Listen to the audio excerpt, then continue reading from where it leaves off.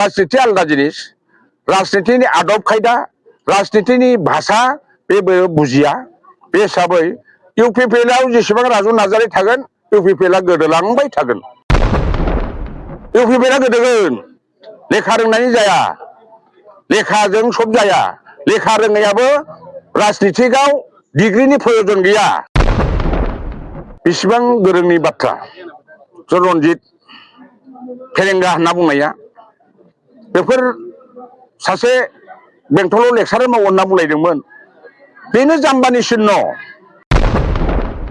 मन्थ्रि जानो एमएलए जानो बिए एमए पास जानांगौनि खोथा गैया बे बाथ्राफोरखौ बुजिनाया दरखार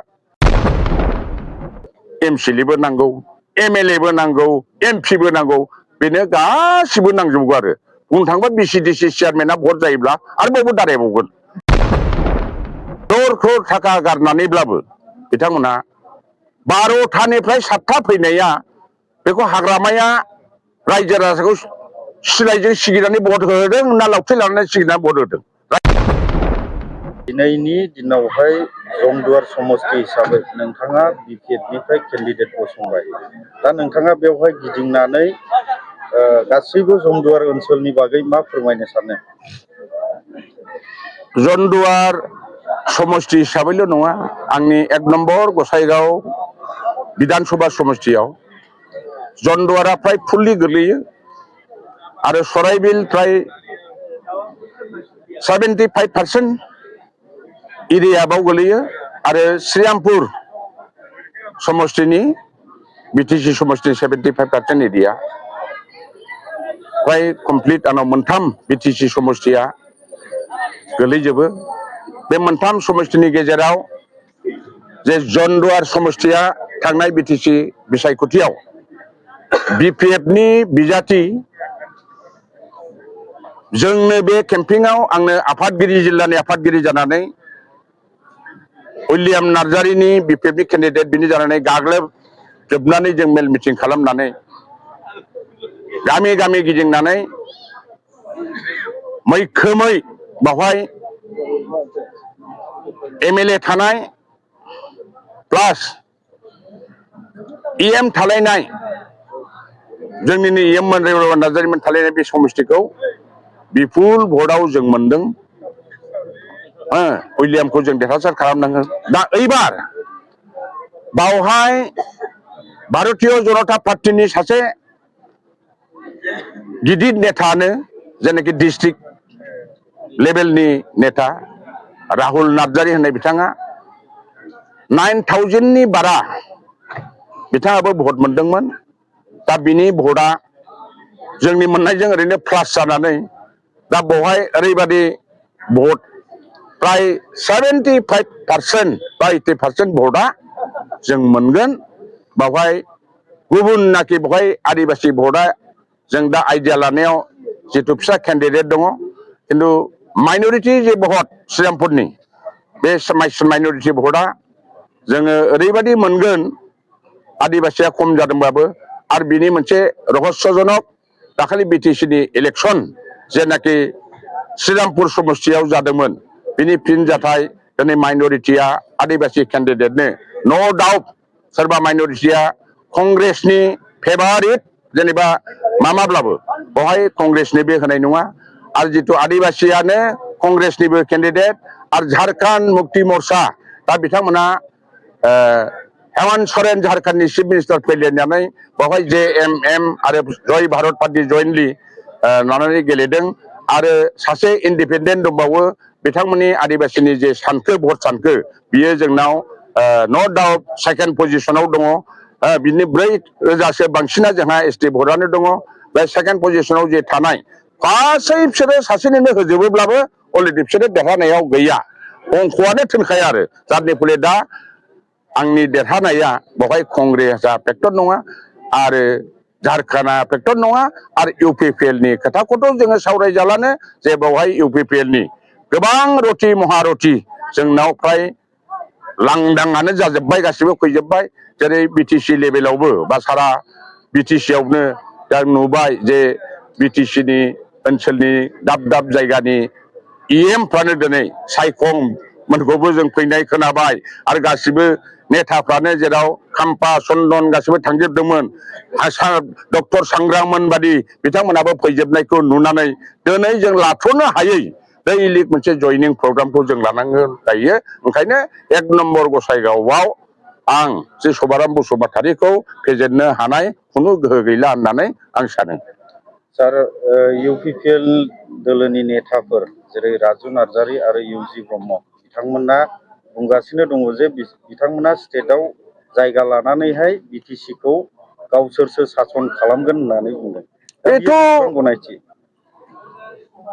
राजु नार्जारीनि खोथाखौथ' मा बुंनो, जोंनिनो आंखौ मानियो सार होनना बुङो।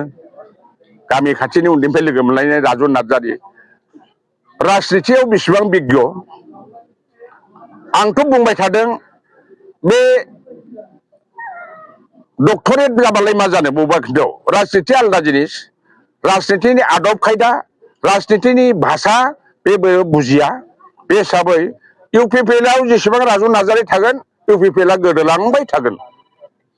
इउपिपिएलआ गोदोगोन, लेखा रोंनायनि जाया, लेखाजों सब जाया। लेखा रोंनायाबो राजनितिकआव डिग्रीनि प्रयजन गैया।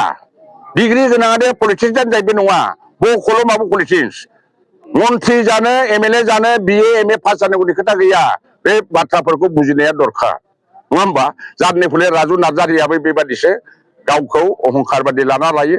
गावनो बयनिफ्राय जाथिनि रोंसिन रासिन बिथाङा अहंखार बादि जानानै जानला मोनला बिबृति होनानै गावनि दलखौ गावनो गाहायाव लांबाय थानाया राजु नार्जारीनि आखल बादि जाना थादों।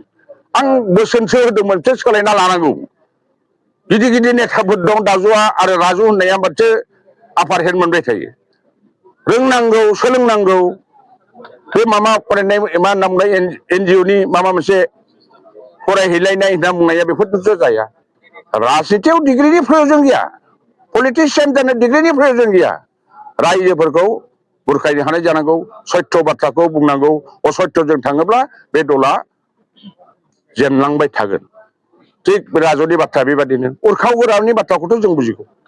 उरखावखौ जों लोगो मोननाय आंनि जुनियर, जों गोदो आबसुआव ज' थालायग्रा एखे जायगायाव सारानि आन्दलन खालामबोनाय।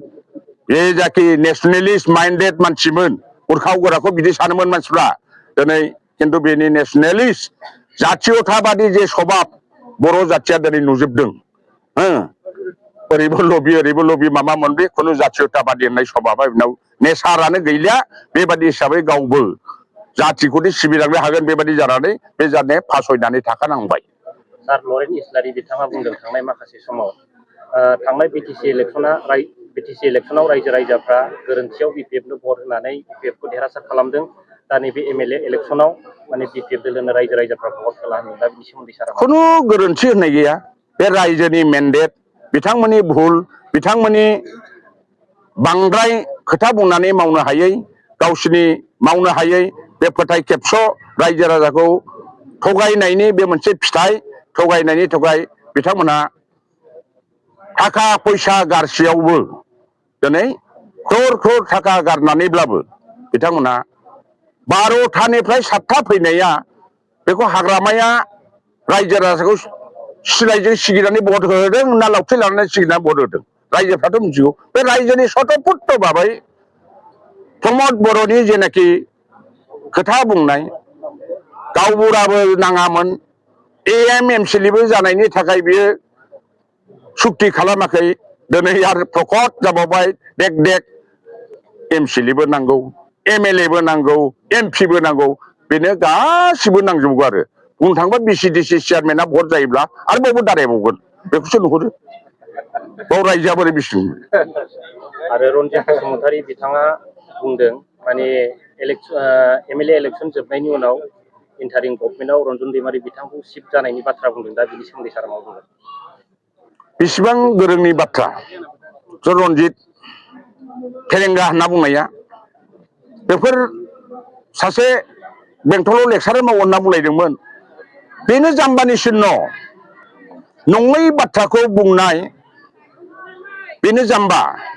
शिक्षित मानसिया, गोरों गोरा मानसिया बानायनानै बाथ्राखौ बुङा, सत्यखौ बुंनांगौ। आरो बेबादि बानायनानै बाथ्राखौ साजायनानै बुंनायाव जेबो जाय फिथाइ मोनैनि थाखाय बिथांमोना दिनै जेननायानो जेननाय, जेननायानो जेननाय, जेननायानो जेननाय। Thank you sir. Thank U.